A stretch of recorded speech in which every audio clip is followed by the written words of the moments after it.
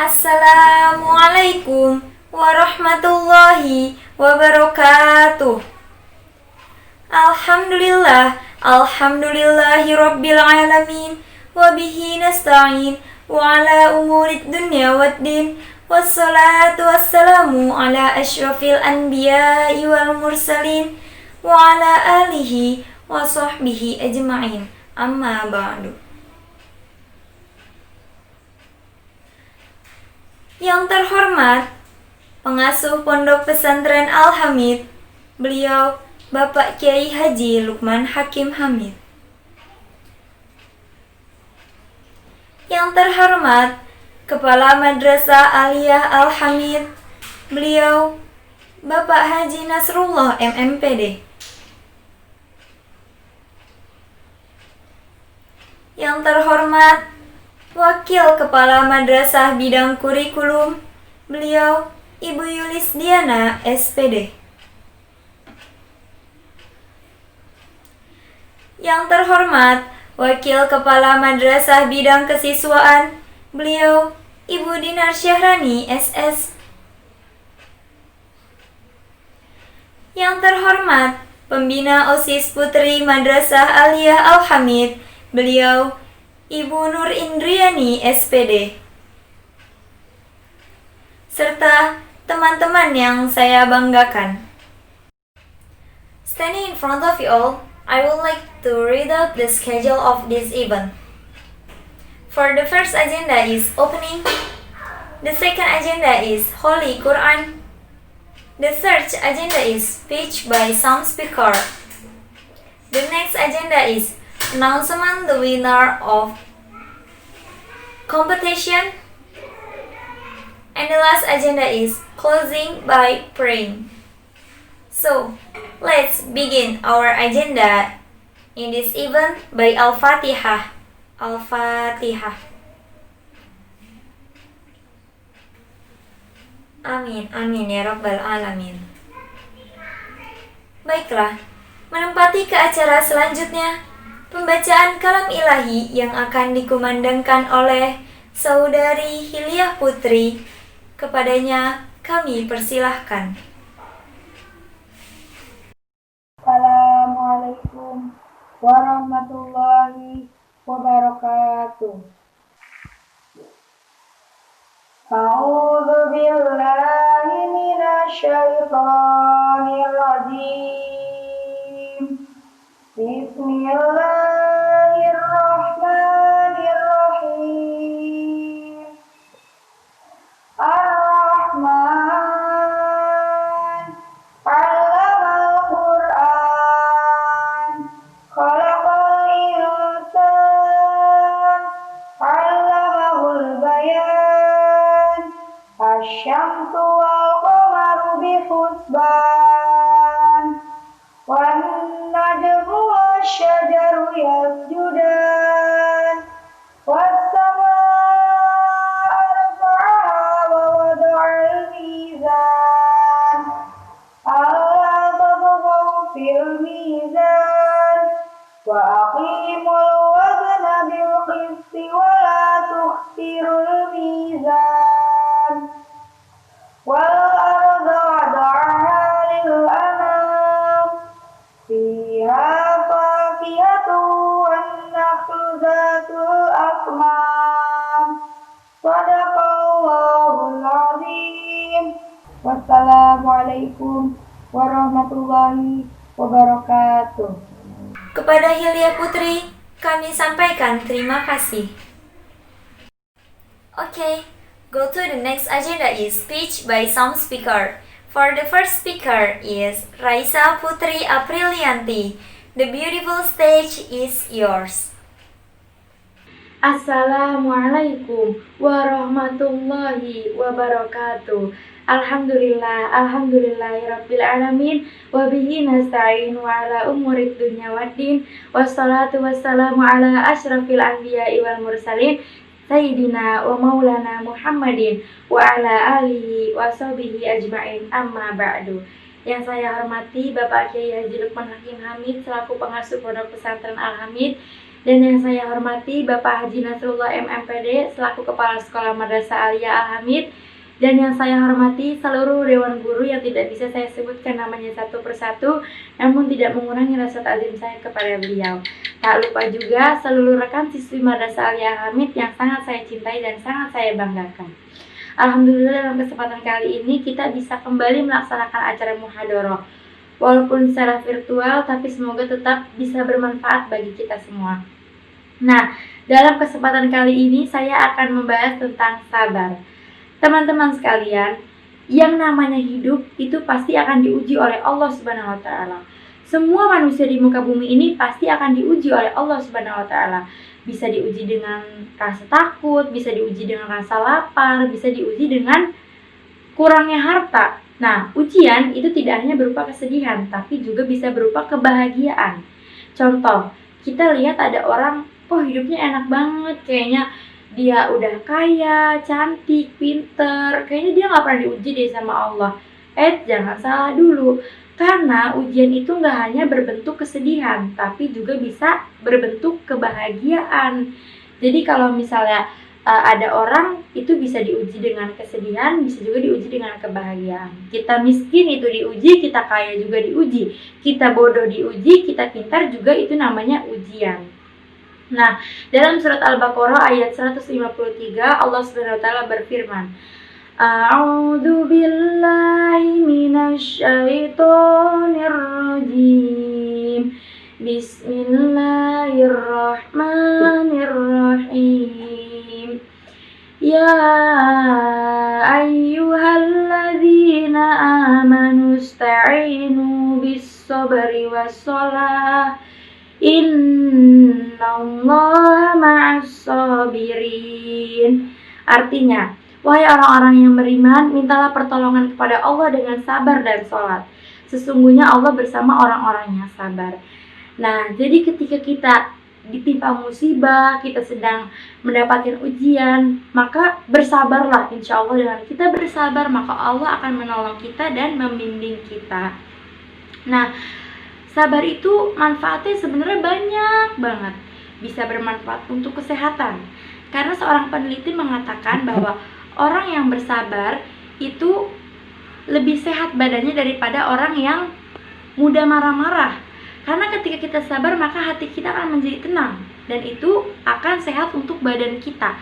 Beda sama orang yang sering marah-marah, hatinya sumpah, pikirannya stres, banyak pikiran, maka ke badan juga jadi tidak sehat. Nah, kedua, ketika kita sabar, maka kita akan dicintai oleh Allah Subhanahu wa taala. Wallahu yuhibbus sabirin. Sesungguhnya Allah mencintai orang-orang yang bersabar. Nah, coba siapa yang gak mau dicintai sama Allah? Pasti semuanya mau kan dicintai sama Allah Subhanahu wa taala.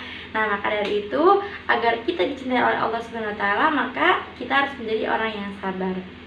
Nah, ketika kita diuji oleh Allah Subhanahu wa taala, sebenarnya itu kita sedang dibersihkan dari dosa-dosa dan segala kemaksiatan. Kita diuji sakit, itu dosa kita sedang digugurkan oleh Allah Subhanahu wa taala.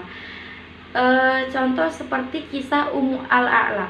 Ummu Al-A'la berkata, ketika dia sedang sakit, Rasulullah menjenguknya. Lalu Rasulullah bersabda, wahai Ummu Al-A'la, bergembiralah, karena sesungguhnya ketika kamu sakit orang muslim, itu menggugurkan dosa-dosanya. Allah menggugurkan segala dosa-dosanya. Nah, jadi ketika kita sakit, itu dosa kita sedang digugurkan oleh Allah Subhanahu wa taala. Nah, makanya kalau kita sakit, tetap bersyukur, jangan mengeluh. Nah, bicara tentang sabar, saya punya sebuah kisah. Jadi pada zaman Rasulullah ada pasang suami istri, namanya Ummu Sulaim dan Abu Talha. Nah, Ummu Sulaim dan Abu Talha ini mempunyai seorang anak. Ketika suatu hari Abu Talha pergi berperang, anaknya meninggal. Lalu Ummu Sulaim berkata kepada saudara dan kerabat-kerabatnya, wahai saudara-saudaraku, ketika Abu Talha pulang nanti, jangan katakan bahwa anak saya meninggal, biar nanti saya yang menyampaikan kepada Abu Talha.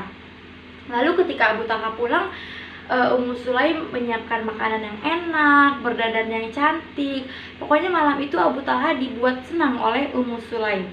Abu Talha bertanya kepada Ummu Sulaim, wahai istriku, kemana anak kita? Lalu Ummu Sulaim menjawab, anak kita sudah tenang wahai suamiku. Ya sudah, akhirnya Abu Talha tidak melanjutkan pertanyaannya. Pokoknya malam itu Abu Talha merasa bahagia sekali. Udah dimasakin yang enak dan yang cantik, sehingga Abu Talha merasa sangat bahagia. Nah, sampai ketika suatu pagi Abu Talha kembali bertanya, wahai istriku, kemana anak kita? Lalu Ummu Sulaim berkata kepada Abu Talha, wahai suamiku, ketika ada orang yang meminjamkan barang kepada orang lain, lalu orang tersebut ingin mengambil kembali barang dari orang lain tersebut, apakah orang tersebut berhak marah kepada orang yang meminjamkan barang kepadanya? Lalu Abu Talha menjawab, tentu saja tidak, karena itu bukan barang milik dia, jadi dia tidak berhak untuk marah. Lalu Ummu Sulaim pun berkata, itulah yang terjadi kepada anak kita. Sesungguhnya anak kita adalah milik Allah, titipan dari Allah, dan sudah diambil kembali oleh pemiliknya, yaitu Allah Subhanahu wa Ta'ala. Lalu Abu Talha marah, kenapa nggak dikasih tahu dari kemarin? Akhirnya Abu Talha pun mengadu kepada Rasulullah Sallallahu Alaihi Wasallam. Lalu Rasulullah memuji perbuatan Ummu Sulaim, bahwa Ummu Sulaim itu, apa yang Ummu Sulaim lakukan itu adalah hal yang benar. Dan Rasulullah pun berdoa semoga Ummu Sulaim dan Abu Talha diberi anak kembali. Nah, dari kisah ini bisa kita ambil hikmahnya bahwa Ummu Sulaim, dia seorang ibu kehilangan anak. Bayangkan, seorang ibu kehilangan anak, siapa yang tidak sedih? Semua ibu ketika kehilangan anak pasti akan merasa sedih. Tapi Ummu Sulaim, ketika dia sedih, dia tetap bersabar. Dia bisa menenangkan hatinya dan bisa menenangkan hati suaminya. Nah, jadi semoga kita semua bisa mencontoh apa yang dilakukan oleh Ummu Sulaim. Cukup sekian dari saya, semoga bisa bermanfaat. Mohon maaf bila ada kata yang kurang berkenan. Wabillahi taufiq wal hidayah, waridha wal inayah. Wassalamualaikum warahmatullahi wabarakatuh. Thank you for Raisa Putri. And the next speaker is Nazwa Putri. The beautiful stage is yours.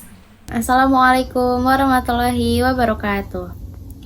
Alhamdulillahirabbil alamin wa bihi nasta'in ala umuri dunya waddin wassalatu wassalamu ala asyrafil anbiya'i wa mursalin sayyidina wa maulana Muhammadin wa ala alihi wa sahbihi ajmain. Amma ba'du.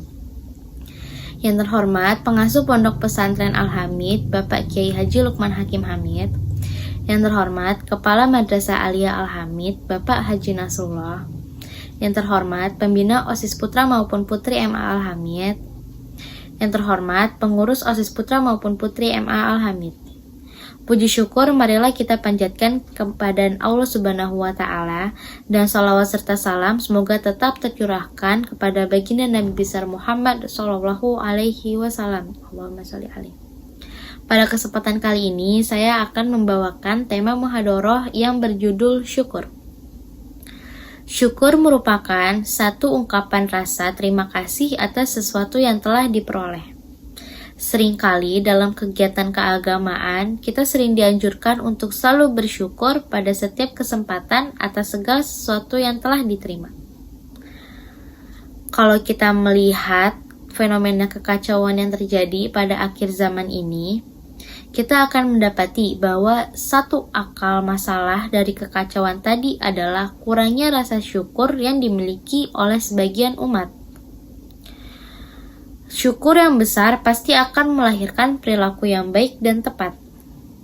Allah berfirman tentang keharusan bersyukur dalam surat Al-Baqarah ayat 152 dan 172. Artinya pun seperti ini. Maka ingatlah kepadaku, aku pun akan ingat kepadamu.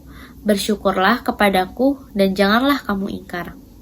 Dalam ayat satunya pun Allah berfirman, wahai orang-orang beriman, makanlah dari rezeki yang baik yang kami berikan kepada kamu, dan bersyukurlah kepada Allah jika kamu hanya menyembah kepadanya. Dua ayat di atas secara jelas memperingatkan kita untuk bersyukur atas apa saja yang Allah berikan. Selain itu, Rasulullah Shallallahu Alaihi Wasallam bersabda, sesungguhnya menakjubkan urusan seorang mukmin, semua urusannya adalah baik baginya. Hal ini tidak didapatkan kecuali pada diri seorang mukmin. Apabila mendapat kesenangan, dia pun bersyukur. Begitu juga sebaliknya, apabila tertimpa kesusahan, dia akan bersabar. Maka yang demikian itu merupakan kebaikan pula baginya. Hadis riwayat Muslim. Dalam ayat yang lain surat An-Nisa dan Ibrahim, Allah juga berfirman yang artinya, Allah tidak akan menyiksamu jika kamu bersyukur dan beriman. Dan Allah Maha mensyukuri, Maha mengetahui. Pada surat Ibrahim bunyi seperti ini. Dan ingatlah ketika Tuhanmu memaklumkan. Sesungguhnya, jika kamu bersyukur, niscaya aku akan menambah nikmat kepadamu. Tetapi, jika kamu mengingkari nikmatku, maka pasti azabku sangat besar. Dari dua dalil Al-Quran di atas, jelas bagi kita pelajaran yang dapat dipetik yaitu untuk selalu bersyukur di setiap keadaan yang menimpa kita. Jangan sampai kita termasuk orang-orang yang mengingkari nikmat sehingga mendapatkan azab dari Allah. Nauzubillahi min dzalik. Saya kira cukup sekian tema syukur yang dapat saya bawakan. Kurang lebihnya mohon maaf jika ada salah-salah kata. Wassalamualaikum warahmatullahi wabarakatuh. Thank you very much for Nazwa Putri. Baik, telah tiba di penghujung acara. Ada baiknya kita berdoa bersama.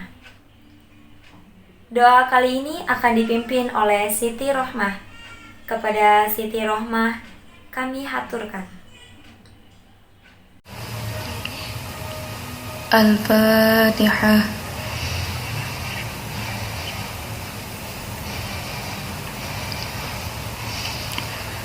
أستغفر الله العظيم أستغفر الله العظيم أستغفر الله العظيم اللهم صل على سيدنا محمد وعلى آل سيدنا محمد والحمد لله رب العالمين حمدا شاكرين حمدا ناعمين حمدا يوافي نعمه ويكافي مزيده يا ربنا لك الحمد ولك الشكر كما ينبغي لجلال وجهك الكريم وعظيم سلطانك اللهم إنا نسألك العفو والعافية والمعافاة الدائمة في الدين والدنيا والآخرة اللهم اغفر لنا ذنوبنا ولوالدينا ولمشايخنا ولمعلمنا ولجميع المسلمين والمسلمات والمؤمنين والمؤمنات الأحياء منهم والأموات ربنا ظلمنا أنفسنا وإن لم تغفر لنا وترحمنا لنكونن من الخاسرين ربنا لا تدع لنا في مجلسنا هذا ذنبا إلا غفرته ولا عيبا إلا سترته ولا مرضا إلا شفيته ولا حما إلا فرجته